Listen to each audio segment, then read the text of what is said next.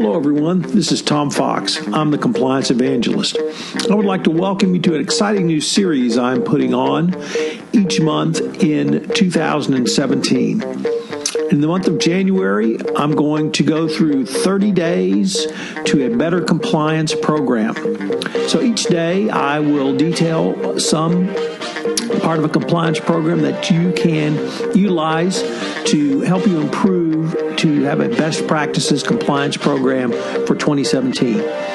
With the operationalization of compliance mandated by the Department of Justice in the form of their Compliance Counsel, Wei Chin, and incorporated into the FCPA pilot program announced by the Department of Justice in April 2016, it's more important than ever that you upgrade your compliance program and show how you've operationalized. In this series, I'm going to help you do that.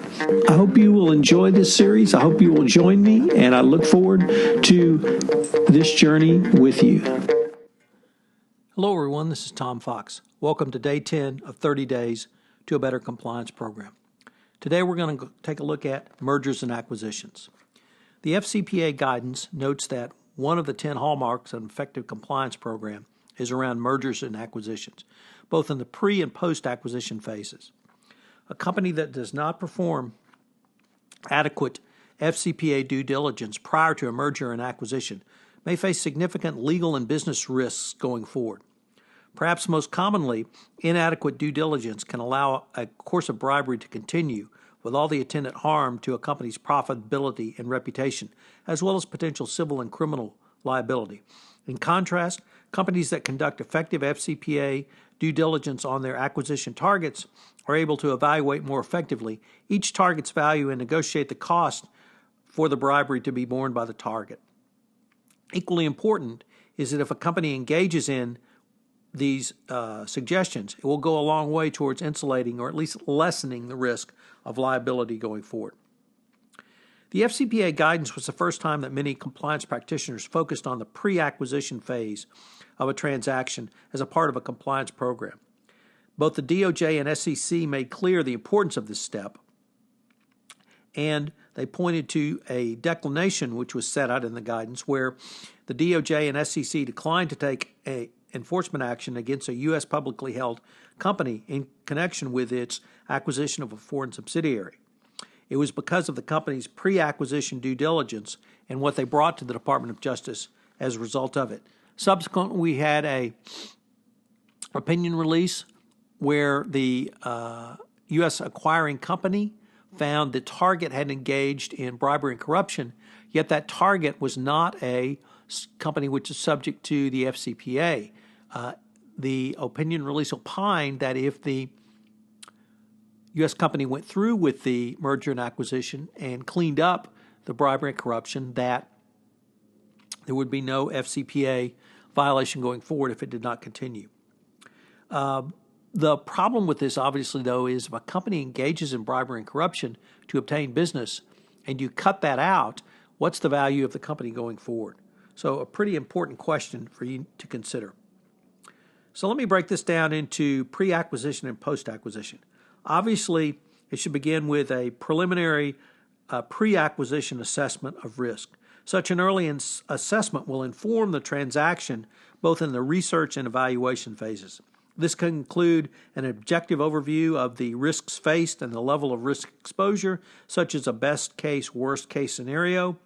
And the pre-acquisition assessment should also be used as a lens to which to view the feasibility of the business strategy and to help value the potential target. The next step is to develop the risk assessment as a base document. From this, I mean you should be able to prepare a focused series of queries and requests to be obtained from the target company. Thereafter, company management can use this pre-acquisition risk assessment to obtain what might be required in the way of integration and post-acquisition remediation, if necessary. It would also help inform the corporate and business functions of how they may be affected. It will assist in the planning, in the timing and participation, and the overall expenses involved in the post-acquisition phase. These costs are not insignificant, and they should be thoroughly evaluated as part of your acquisition strategy.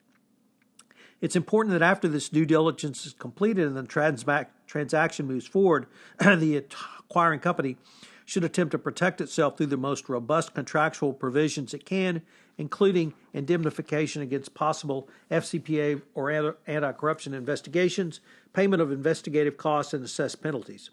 An acquiring company should also include reps and warranties in the final sales agreement that the entire target company uses transactions that are permitted under local law. There's an absence of government ownership in the company, and the target company has made no corrupt payments to foreign officials. Lastly, there should be a rep and warranty that the books and records presented to the acquiring company were complete and accurate. To emphasize all of the above, the Department of Justice has held in the M&A context that a company should ensure, when practical and appropriate, that FCPA risks are thoroughly documented. When such due diligence is not properly documented, it can lead to potential exposure. Now let's take a look at post-acquisition integration. There are generally three things a company must do in the M&A context post-acquisition. You must immediately train high-risk employees of the newly acquired entity. Sorry about that. Perform a FCPA forensic audit and integrate the newly acquired company into your compliance program. One factor is that if the purchaser uncovers FCPA violations, they must be stopped. Because remember, if you uncover FCPA violations after the acquisition, it's no longer them doing the violations or engaging in the violations, it's now you. And if you don't stop those violations, you have violated the FCPA. So that thought, I think, hopefully people will understand moving forward. So there are some fairly specific timeframes that have been laid out in opinion releases, enforcement actions, and the FCPA guidance. Generally speaking, you have 18 months to conduct a full FCPA audit, and then you have 12 months to implement a compliance program and provide sufficient training on your compliance program to the newly acquired target. There is language in some enforcement actions that say as soon as is practicable, but generally if you're going to exceed the 18-month time frame, you need to have a reason laid out when the government comes knocking as to why it's taking you so long. I once read an interview with a former DOJ official that he emphasized that if a company does not have the opportunity to make the types of inquiries I've suggested in the pre-acquisition stage, if there are still good faith efforts to conduct due diligence, integrate compliance programs, and take remedial action by removing the wrongdoers, and if it's done quickly, authorities may well give the company credit. Obviously, you can point to the Halliburton opinion release 0802, where due to legal constraints, they could do an extraordinarily limited pre-acquisition due diligence, so they had a very tight time frame post-acquisition. So it can be accomplished. You should consider perhaps the opinion release process. Nevertheless, if you cannot engage in pre-acquisition due diligence, you're going to need to take a pretty hard look at ramping up your time frame pretty quickly post-acquisition.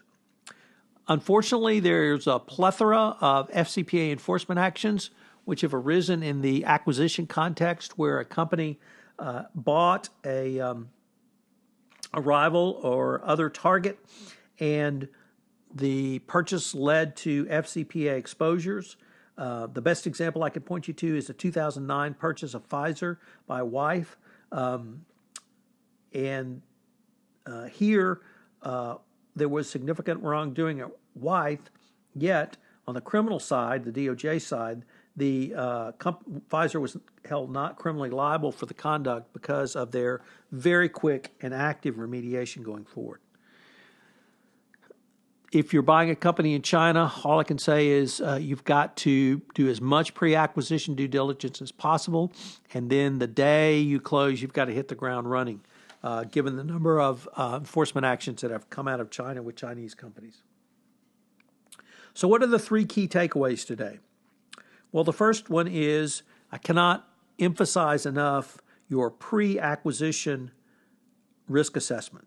this is a critical document for not only evaluating the compliance component and compliance perspective, but also taking a look at what you're going to have to do going forward.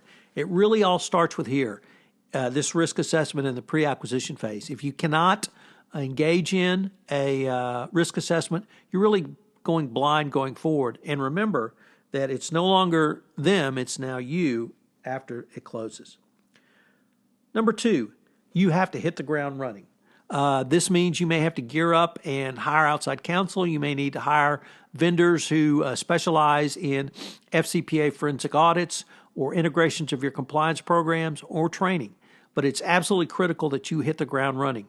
18 months for a forensic audit may seem like a lot of time, but I guarantee you 12 months to integrate a target's compliance program into yours and train their employees will pass by much faster than you have considered. And finally, number 3, what do you do if you find something? I once represented a company that bought a Canadian company. Turned out the Canadian company had a joint venture in Russia, minority-owned joint venture, and they could not remediate the Russian company, simply could not do so. And they ended up having to cut loose that JV, just give it back to the joint venture majority owners. So at some point, you may just have to cut your losses. If you've turned up bribery and corruption and you can't clean it up, you may just have to give back that part of your investment. That will certainly help you in the eyes of the Department of Justice, and at the end of the day, that may be the more cost-effective approach for you to take. This is Tom Fox. Thank you very much for listening. Hello, everyone. This is Tom Fox. I'd like to thank you for listening to this episode of 30 Days to a Better Compliance Program. If you'd like more information on mergers and acquisitions, please check out my book, Doing Compliance, which is available through Compliance Week. You can purchase it on their website. If you've listened to this podcast on iTunes, I would greatly appreciate it if you would rate this podcast. That would help my rankings.